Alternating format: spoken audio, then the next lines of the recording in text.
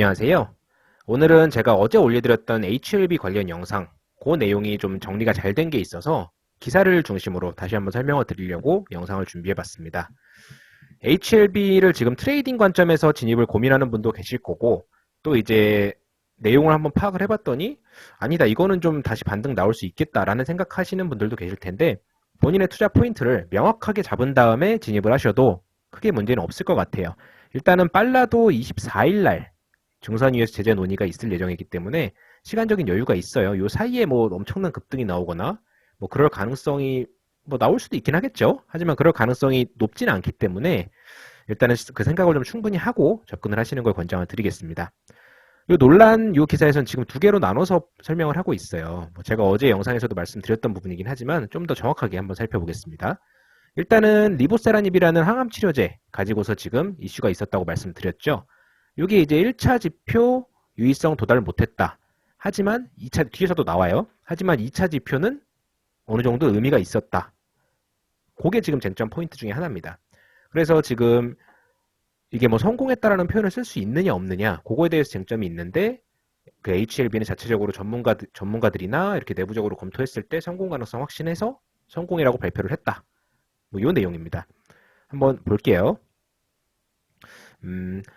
주가는 지금 거의 하한가 근처까지 간 거 기준으로 또 6%가 또 빠졌어요. 그래서 일단 시장에서는 요거 가지고서 의혹을 깔끔하게 해결하지는 못했다라고 평가를 하고 있는 것 같습니다. 오늘도 외국인하고 기관이 다 이탈을 했어요. 그거 한번 참고를 하시고요. 첫 번째 논란, 실패인데 성공으로 둔갑했냐. 그러니까 이거는 제가 어제 NDA 과정이 있다고 했죠. 그 NDA를 앞두고서 프리 NDA라는 걸 하는데 거기서 fail이라는 단어가 나왔습니다. 그 fail이라는 단어가 어떤 의미로 쓰였는지를 확인을 해야 되는데요. 일단은 요 금융위 같은 경우는 요 금융당국 같은 경우는 그 fail이라는 단어가 여기거든요. 지금 1차 지표인 총생존 기간에서는 통계적 유의미성 확보에 fail 여기서 쓰인 단어입니다. 뭐 영어로 쓰여 있겠죠, 당연히. 근데 이제 2차 지표인 요거 기간에서 효능이 뛰어났다. 그리고 이런 경우는 NDA가 통과가 되는 경우도 있다. 그리고 전문가들 외부 컨설팅도 받고 내부 전문가들한테 검토 받은 결과 NDA 신청 가능할 그런 수준이라고 판단하고 있다. 그걸 근거로 지금 성공이라고 얘기를 한 거예요. 보시면은 이 기사 한번 같이 살펴볼게요.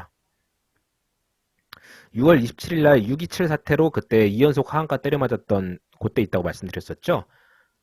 그때 기준으로는 임상 최종 목표에 도달하지 못해서 아마 어려울 것 같다 라고 얘기를 해서 주가가 2연속 하한가 때려 맞았는데 그러고서 뜬금없이 갑자기 9월 말에 성공할 것 같다. 이건 성공이다. 라고 발표 그 보도자료를 내면서 그때 주가가 엄청나게 올랐습니다. 한 5배 올랐죠. 4만원대에서 19만원 근처까지.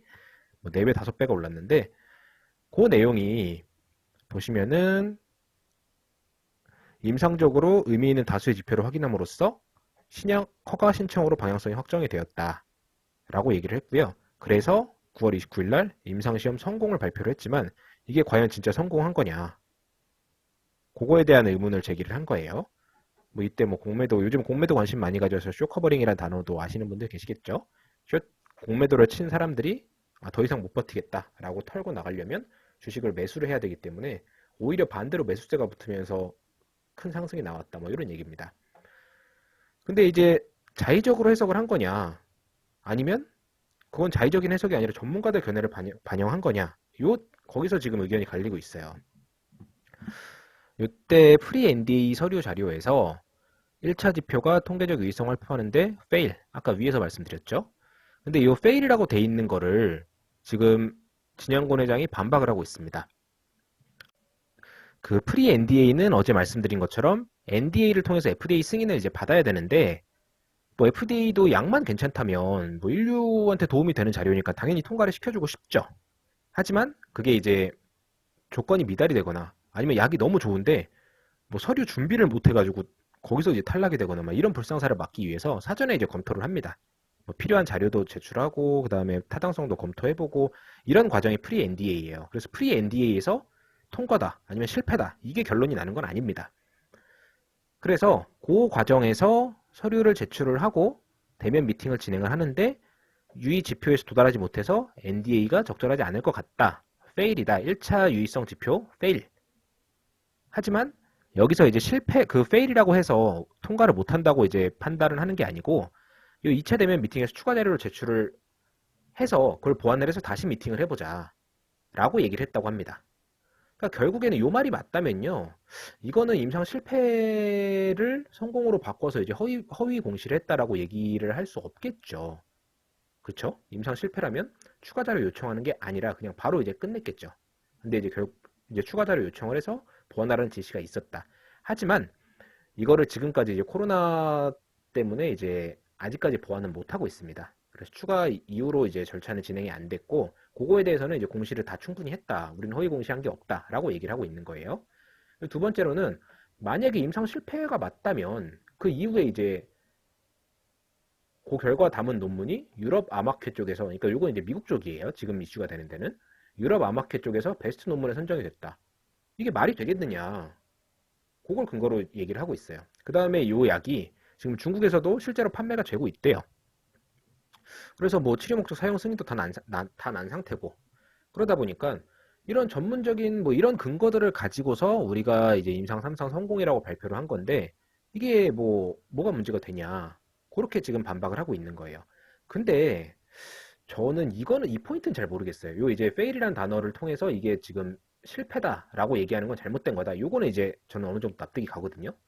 근데 그렇다고 본인들끼리 이제 좀 이런 근거를 가지고서 실제로 성공했다고 얘기를 할 수 있을까요? 제가 이제 제약바이오 업계 종사자가 아니다 보니까 이게 뭐 관례인지 그런 건 잘 모르겠어요. 근데 이거는 명백한 사실은 아닌 것 같은데, 성공에 가까워졌다, 뭐 승인이 날 것 같다, 뭐 이 정도는 뭐 괜찮을 것 같은데, 그래서 요거는 네, 저는 판단 보류입니다. 근데 어쨌든 그래서 요거 덕분에 지금 바이오주가 잘 나가다가 좀 투자 심리가 얼어붙고 있어요. 전반적으로 침체 상태입니다. 근데 이제 24일로 예정된 정선위가 이게 열릴지는 아직 미지수다. 계속해서 미뤄지고 있고, 다른 건 처리하느라 이게 좀 열릴지는 아직 잘 모르겠다. 그래서 좀 장기전이 될 수도 있겠다라고 얘기를 하고 있고요. 그리고 뭐 다툼의 여지가 있고, 근데 일단은 무혐의 처분 나온 적이 거의 없기 때문에 검찰에 넘길 거라, 이런 얘기입니다. 근데 일단은 지금 이 HLB 회장 얘기는요, 자신 있다. 그리고 어제도 말씀드렸죠. 불확실성 때문에 지금 하한가에 던진 개미들, 그런 개인들 투자, 그 주주들의 투자 손실은 누가 책임질 것이냐. 빨리 해결해서 우리 문제 없다고 소명하겠다. 걱정하지 마시라. 이렇게 얘기를 했습니다. 물론 이제 이분 말씀이 진실일 수도 있고요. 또 이제 그냥 큰 소리만 쳐놓고 나중에 미안 이러고 빠지는 사람들도 있어요. 그래서 이것만 가지고 판단하기는 좀 어려울 것 같고, 요 앞에 있는 자료들을 가지고 여러분들께서 조금 더 깊게 탐구를 해서 좀 더 고민을 해보실 필요는 있을 것 같아요.